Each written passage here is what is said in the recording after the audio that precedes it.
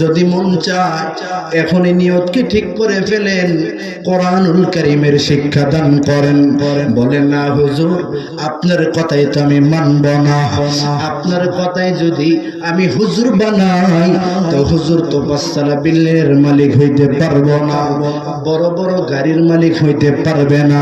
কে বলছে রে মা কোরআন যারা শিখবে তাদের কত মর্যাদা, আপনি তো বাহ্যিক চোখে দেখবেন না, আপনি বাহ্যিক দুনিয়ার চোখে যদিও দেখবেন আপনার ছেলে তেমন টাকাওয়ালা না, কিন্তু সন্তানকে যদি আলেম বানাইতে পারো মা, এই সন্তানের কত দাম জানো? তোমার নজর যে জায়গায় লেগে আছে কোটিপতি, সেই কোটিপতি পর্যন্ত সেই আলেমকে দেখলে চেয়ার ছেড়ে দেয়। ঠিক না বেটি? তুমি মনে করছো সন্তানকে এমপি বানাইবা, তুমি মনে করছো সন্তানকে চেয়ারম্যান বানাইবা, উকিল বানাইবা, ব্যারিস্টার বানাইবা, কিন্তু সন্তানকে যদি আলেম বানাইতে পারো দুনিয়াতেও দাম আখিরাতেও দাম। দুনিয়াতে কেমন দাম আল্লাহর রাসূল বলেন খায়রুকুম মান তাআল্লামাল কুরআন ওয়া আল্লামা। এ মুসলমান শোনো, আসমান ও জমিনের মধ্যে কারা সবচেয়ে দামি জানো? যারা কোরআন শিখে এবং অন্যকে শেখায়, এদের মতো দামি আসমান ও জমিনের মধ্যে কেউ না। আল্লাহর রাসূল বলেন বিনুনা হাদিসে, এই আলেম যারা মাদ্রাসায় পড়ে তালেবানে উলুম, একজন তালিবুল ইলমের কত মর্যাদা জানো? আল্লাহর রাসূল বলেন এই তালিবুল ইলম যখন রাস্তা দিয়ে হাঁটে, আল্লাহর নবী বলেন ইন্নাল মালাইকাতা লাতাদাহু আজনিহাতাহা রিদান লিতালিবিল ইলমি। তুমি দুনিয়ার বাহ্যিক চোখে দেখবা এই কোরআনের ছাত্র যখন এই রাস্তা দিয়ে হাঁটে তার পায়ের নিচে ধুলাবালি আর কাদা দেখা যায়, এটা তো দুনিয়ার বাহ্যিক চোখে বাবা, কিন্তু হাদিসের দিকে তাকাইলে দেখা যায় এই তালিবুল ইলম যখন রাস্তা দিয়ে হাঁটে তো আল্লাহর নবী বলেন রিদান লিতালিবিল ইলমি, এই তালিবুল ইলমের সন্তুষ্টির জন্য আসমানের ফেরেশতারা, আল্লাহর দামি ফেরেশতারা তাদের ডানা তাদের পায়ের নিচে বিছিয়ে দেয়। সুবহানাল্লাহ। আগামী বছর থেকে শুধু তাই না, ওয়া ইন্নাল আলিমা লা ইস্তাগফিরু লাহু মান ফিস সামাওয়াতি ওয়া মান ফিল আরদ। আসমানের মধ্যে আমার আল্লাহর যত মাখলুকাত আছে এরা সবাই আলেমের জন্য দোয়া করে, ক্ষমা চায়। শুধু তাই না, ওয়াল হিতানু ফি জাওফিল মা, পানির মধ্যে আমার আল্লাহর যত মাখলুকাত আছে এরা সবাই আলেম তালিবুল ইলমদের জন্য সব সময় দোয়া করে। আলেম বানাইবেন তো ইনশাআল্লাহ? রাজি আছেন তো ইনশাআল্লাহ? এরপরও যদি আপনার সন্তানকে উকিল বানান, ডাক্তার বানান, প্রফেসর বানান, কিন্তু প্রথমে কোরআনের শিক্ষাটা দেন। কে আমাদের অনেক আলেম উকিল নাই, ব্যারিস্টার নাই, প্রফেসর নাই, ডক্টর নাই, আছে? আপনি আপনার সন্তানকে পাইলট বানান, আপনি আপনার সন্তানকে বিমান বাহিনী বানান, হ্যাঁ নৌবাহিনীর অফিসার বানান, কোনো সমস্যা নাই।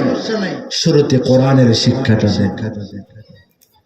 আমরা বিভিন্ন জায়গায় দাওয়াতে যাই, আমাদের জন্য অনেক খাবারের ব্যবস্থা করেন, তো শুরুতেই আমরা যদি শুটকি দেয়া খাই, শুটকি চেনেননি, খাননি, খাবারের শুরুতে যদি কেউ শুটকি খায়, এরপরে যত খাবারই খা, ওই ডেগুর আসবে না একটা গ্যারান্ডা কিসের আসবে?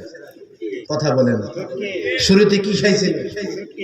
হ্যাঁ, শুটকি। ঠিক মুসলমানের সন্তানদেরকে শুরুতে যদি কোরআনের শিক্ষা দেওয়া হয়, অতঃপর সে প্রফেসর হোক, ডাক্তার হোক, কখনো সে বেঈমান হবে না, কখনো সে গরিবের টাকা মারবে না, কোরআনের শিক্ষা অর্জনকারী কোন ডাক্তার কোন গরিবের গলার মধ্যে ছুরি চালাবে না, ঠিক কিনা কও? এই যে সমস্ত কসাই নামের ডাক্তার গরিব সাধারণ মুসলমানদের টাকা মারে, এদের কোরআনের শিক্ষার অভাব, যার কারণে গরিব অসহায়ের টাকাগুলো নষ্ট করে, ঠিক কিনা? আর যদি কোরআনের শিক্ষা থাকতো তাহলে এগুলা করতো। এই জন্য শুরুতে কোরআনের শিক্ষা দেওয়া চাই। শুরুতে যদি কোরআনের শিক্ষা দেওয়া হয়, পরবর্তীতে সে যেটাই শিখো তার ঈমান নষ্ট হবে না, ঠিক নেই? আল্লাহ বলেন আর রহমান আল্লামাল কুরআন খালাকাল ইনসান।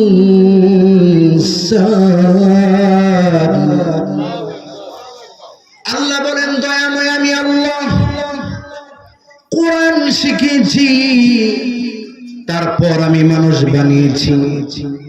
কিরে ভাই, আল্লাহ আমাদের আগে দুনিয়াতে পাঠাইছে, তারপরে আমরা মাদ্রাসায় গিয়ে কোরআন শিখলাম, ঠিক না?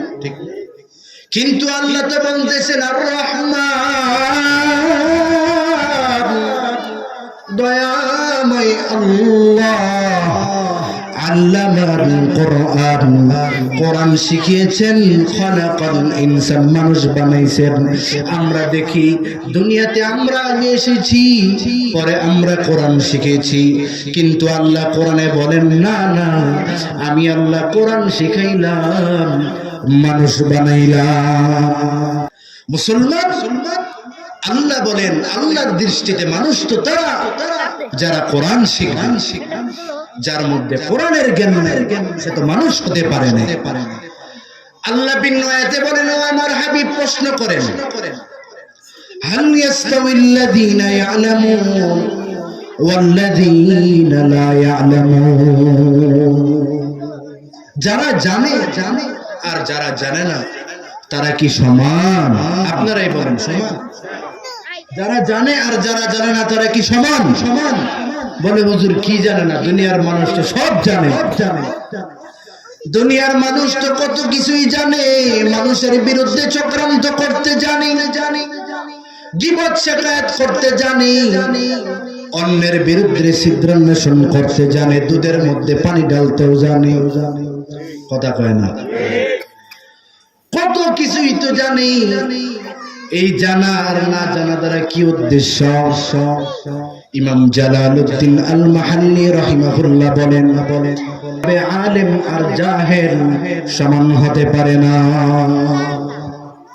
অর্থাৎ যারা কোরআন সুন্নাহর ইলম অন্বেষণ করবে তারা আলেম, আর যার মধ্যে কোরআন সুন্নাহর জ্ঞান নেই তারা আলেম না, তারা জাহেল। এই আলেম আর জাহেল সমান হতে পারে না।